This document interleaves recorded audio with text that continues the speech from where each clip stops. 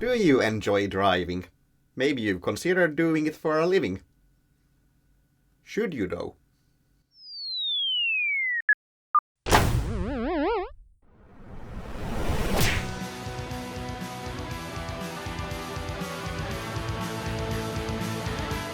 I have been driving taxis for 6 years, but quit my job a few months back because the social aspect and unpredictable hours had really started to take its toll on my mental health.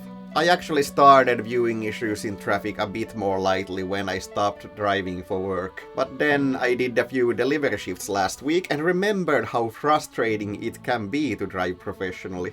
Driving for work is actually very different from regular driving. Mainly because you have a schedule, so the usual annoyances and disruptions in traffic flow feel so much worse. These disruptions, surprisingly once again, involve Qashqais, Volvos, BMWs, and Yarises.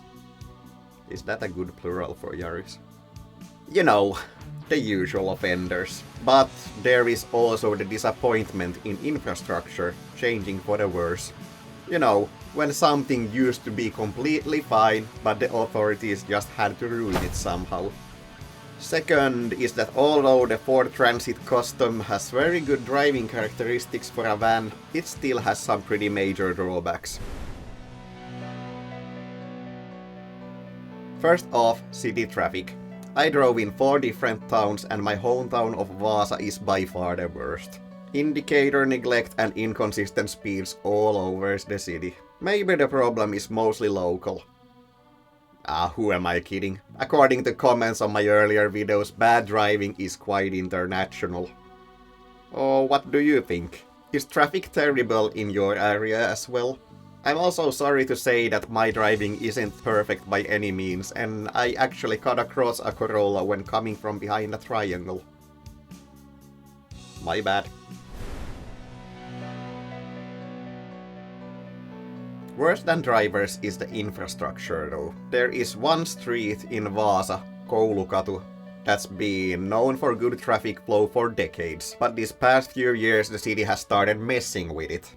It lies a bit outside the city center and is frequently used to bypass the worst traffic. When I was getting my taxi license, we were advised to use it whenever we wanted to cross the area from Palosaari to the highway, but I strongly suspect that's no longer the case.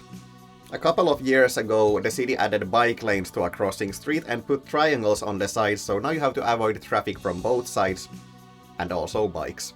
Earlier you just had to avoid traffic coming from the right in all of the northern half, and in the southern half they actually had triangles, so you were golden. Just this winter they also got traffic lights into another crossing on the southern side. They proudly said that ambulances going to the hospital can bypass these traffic lights, but why put them there in the first place? We had one good street. One. And now we have none. I'll probably one day do a video on why the traffic lights here suck, so stay tuned for that. Overall, the traffic flow on the roads in the countryside was pretty good. A few erratic ones and some construction sites, but mostly not too bad. When you're not in a hurry, you can simply cruise behind a semi-truck because they usually keep a good constant speed.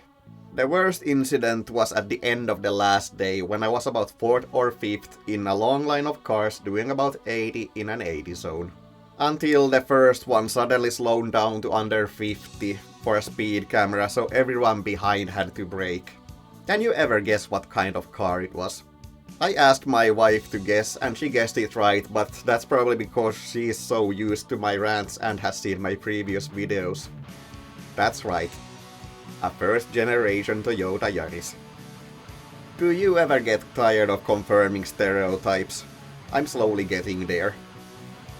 Another time there was a pretty long line of cars ahead of me doing mostly okay speed, but a few cars ahead I spotted one indicating to the left, so I slowed down to anticipate them turning off at the next intersection, but they never did. They just had their indicator on for several kilometers. Seriously, how can one simply forget to turn off an indicator? I mean, it usually makes a pretty noticeable sound and is quite visible in the dashboard.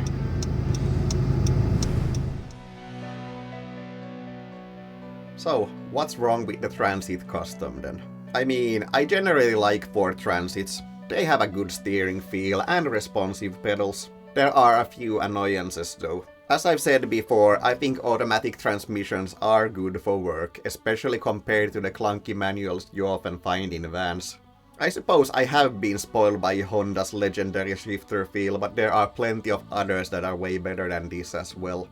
There's also this ridiculous shift indicator that wants me to shift to ridiculously high gears and just lug the engine all the time. The worst part though is that it's not comfortable. Not at all. It was pretty much impossible to get a good seating position, so my neck and shoulders were pretty stiff at the end of the workday. Mercedes Sprinters are generally way more comfortable. It's not all bad though. The first 200 km stint between 7 and 10:30 is pretty nice way to start the day because there's pretty much no traffic for the most part. It's also much more relaxing to transport packages instead of people. Yeah, I suppose I generally don't like dealing with people. I could see myself doing this part-time, but not too long shifts with several hundreds of kilometers every day. All in all, I still enjoy driving in my free time. How about you? Have you ever tried driving as a job? Do you agree that it is very different from driving in your free time? Feel free to let me know in the comments. Until the next one.